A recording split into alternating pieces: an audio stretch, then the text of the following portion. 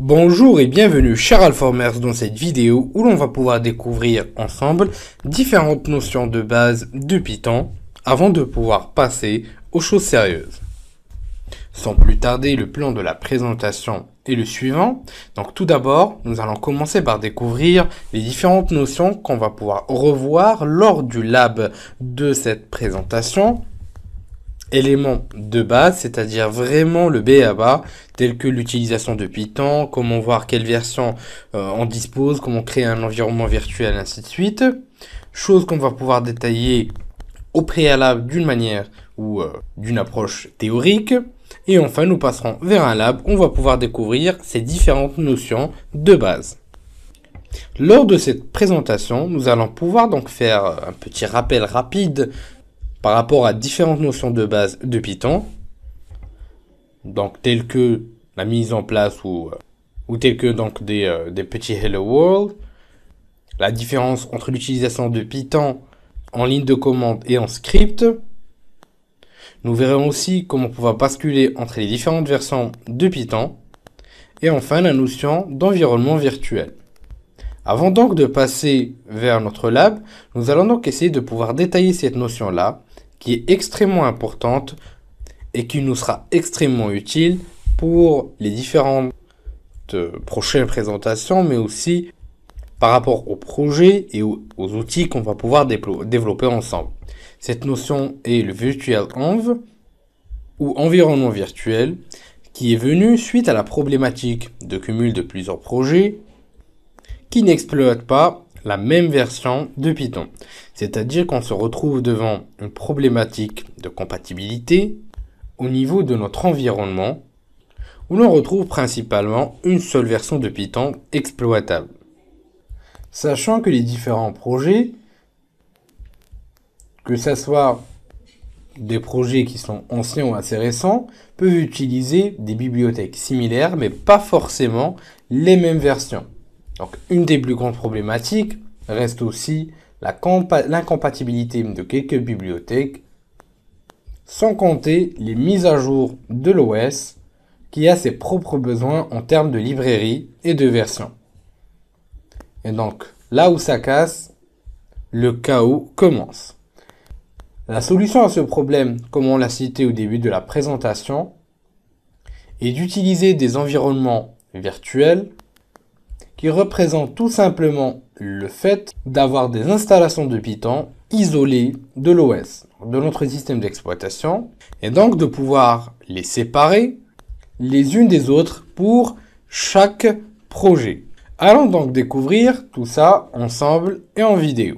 Une fois au niveau de notre lab, et comme je l'ai cité au niveau des précédentes vidéos, nous allons donc pouvoir utiliser comme plateforme Kali Linux. Vous pouvez aussi bien sûr utiliser d'autres plateformes, donc Windows, Mac OS X ou encore d'autres distributions Linux.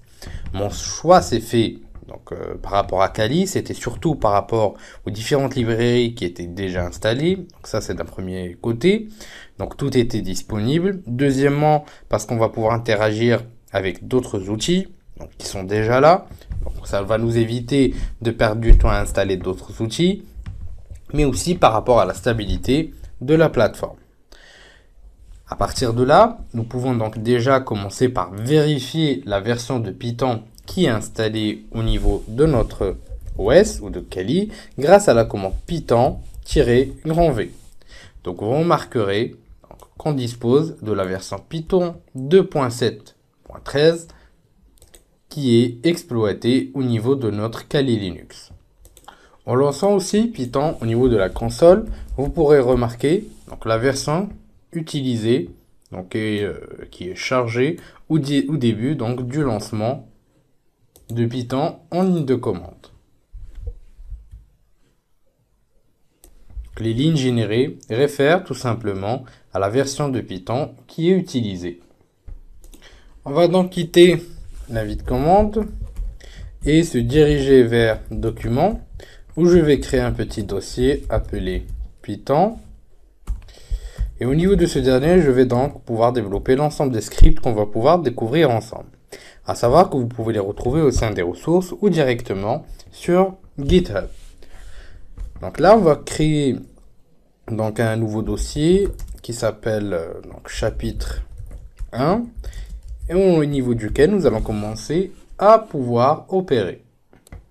Comme on l'a dit au niveau de la présentation, on peut utiliser donc Python directement au niveau en exploitant donc l'interpréteur en ligne de commande de Python, en lançant ce dernier comme on l'a fait tout à l'heure, et on peut donc commencer à écrire nos instructions comme qui suit, par exemple un petit hello world qu'on va pouvoir effectuer grâce à la commande print, et l'on retrouve donc le résultat de la commande en bas de l'instruction, ou le résultat de l'instruction pour être plus précis. Donc la première méthode, c'est de pouvoir utiliser, comme on vient de le découvrir, l'invite commande, l'interpréteur de Python directement par invite commande, ou bien on va pouvoir écrire un petit script. Donc le script qu'on va créer, donc on va l'appeler hello world. Ensuite, on va ouvrir ce dernier et faire notre petit print, donc pour afficher notre chaîne de caractères. Donc bienvenue dans ce cours de Python pour les pentesters. Ensuite, on enregistre. Donc là, on a notre fichier et on doit lui donner en fait les droits d'exécution afin de pouvoir donc exécuter le contenu de ce dernier. Donc l'ensemble des instructions qui sont dans notre... Nous allons donc ensuite exécuter notre script. Donc, comme vous pouvez le voir, le résultat est le même. Par contre, si on va modifier donc l'interpréteur pour donner un emplacement qui n'existe pas, donc pour de l'interpréteur de Python, regardez, en fait, ce dernier ne retrouve pas donc l'interpréteur et donc ne va pas pouvoir exécuter le script. Et si on remet le chemin correct de notre interpréteur, l'exécution se fait parfaitement. À savoir que vous pouvez basculer entre les versions de Python au niveau de l'invite commande tout d'abord, donc l'interpréteur direct, donc simplement tout d'abord en tapant Python au niveau de notre terminal et ensuite tabulation. À partir de là, vous avez l'ensemble des versions de Python dont vous disposez. Donc par exemple, on va supposer qu'on veut exploiter donc Python 3.5. Donc et comme vous pouvez le voir, on a pu le choisir en tant que version à utiliser. Donc on a pu switcher entre autres entre les versions de Python. Tout d'abord, on invite commande. On peut à partir de là donc choisir de pouvoir afficher un message. Donc, hello Alformers. Et vous remarquerez qu'on a une petite erreur. Et c'est tout simplement parce que au niveau de Python 3, on a quelques différences au niveau des syntaxes, par exemple au niveau du print, ainsi que d'autres éléments. Donc on va pouvoir discuter par la suite. Donc on va quitter ce dernier. Et pour donc switcher entre versions de Python, donc, par rapport au script, en fait, donc vous pouvez tout simplement au niveau de ce dernier changer le chemin vers l'interpréteur de commande. Comment trouver donc le chemin vers l'interpréteur de la version de Python qui nous intéresse? Tout simplement utiliser la commande whereis et Python. Et là vous avez donc les différentes adresses ou emplacements où se situent donc les interpréteurs de Python. Donc voilà, userbin et Python 3.5. Après, donc, je vais ouvrir le fichier helloworld.py. Excusez-moi, donc voilà. Et là, vous remarquerez en fait que l'exécution ne va pas pouvoir s'effectuer dans notre fichier hello world. Comme vous pouvez le voir, vu en fait qu'on a choisi la version 3.5 de Python et qui est en fait une nouvelle syntaxe par rapport au print qui nous permet de pouvoir afficher une chaîne de caractères. Donc si je respecte bien la syntaxe, voilà, et je réexécute le script, eh bien, tout se passe à merveille. Maintenant, nous allons donc pouvoir passer à une seconde étape de notre lab, ou une troisième, qui concerne les environnements virtuels, qui, comme on l'a pu le dire au niveau des précédentes présentations, ou des précédents slides, ce dernier donc nous permet de pouvoir avoir plusieurs installations Python isolées de l'OS, et donc séparer les unes des autres pour chaque projet. Ce qu'on va pouvoir faire principalement avec ces environnements virtuels, c'est de pouvoir isoler donc les projets, comme je viens de le citer, par rapport à l'OS, afin de pouvoir exécuter plusieurs scripts au niveau d'environnement isolé, spécifique ou spécifiquement à chaque version de Python. À savoir que vous pouvez aussi choisir que votre environnement hérite des librairies de l'OS ou non. Donc parfois vous voudrez utiliser une version spécifique de Python, donc vous pouvez aussi créer un environnement dédié, par exemple Python 3.5, un autre à 2 ou 2.7 et ainsi de suite. Il faut donc juste que les différentes versions soient présentes au sein de la machine ou de l'environnement au niveau duquel vous êtes en train de déployer ou au niveau duquel vous êtes en train de développer vos outils et scripts. Nous allons donc commencer par un petit exemple pour voir comment ça va se passer. En créant donc notre premier environnement virtuel, ce dernier sera en fait au niveau de la version Python 3.5.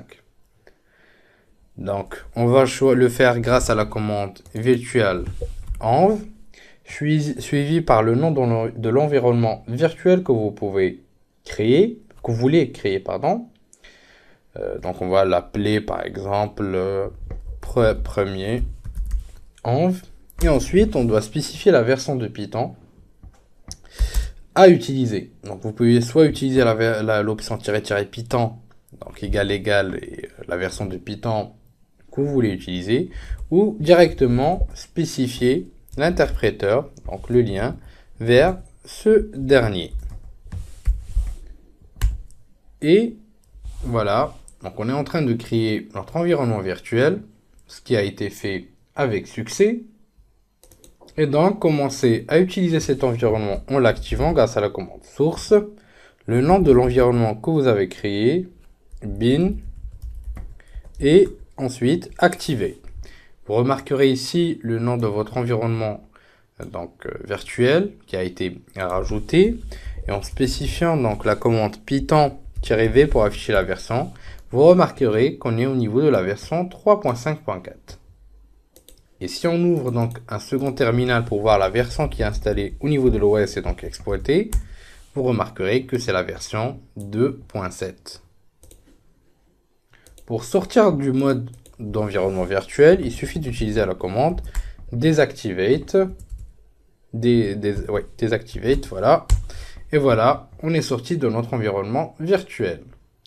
Pour supprimer votre environnement virtuel, il suffira donc de pouvoir le faire grâce à la commande rm-rf et ensuite le chemin de l'emplacement de votre environnement virtuel.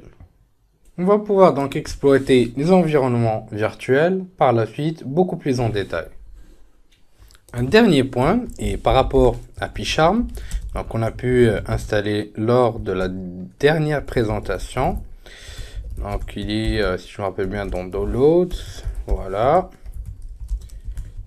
Et donc on va lancer ce dernier. Vous remarquerez en fait que l'exploitation des environnements virtuels grâce à cette IDE se fait d'une manière beaucoup plus simple, mais aussi beaucoup plus rapide. Donc là, je vais ouvrir un nouveau projet. Donc ça ne nous intéresse pas. Donc New Project. Et en fait ici, quand vous êtes en train de créer un nouveau projet, vous remarquez en fait l'onglet nouveau environnement virtuel. Donc virtual env.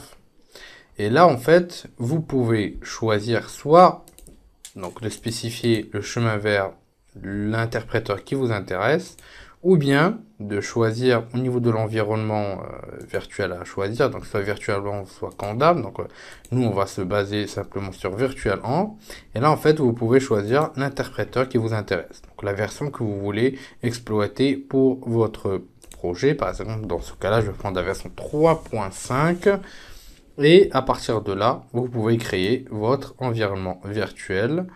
Donc voilà, je vais ouvrir une nouvelle fenêtre avec mon nouvel environnement virtuel. Et là, en fait, comme vous pouvez le voir, donc l'environnement a été créé automatiquement et vous pouvez commencer donc à manipuler vos projets. Donc les différents éléments, nous allons pouvoir les découvrir plus en détail par la suite.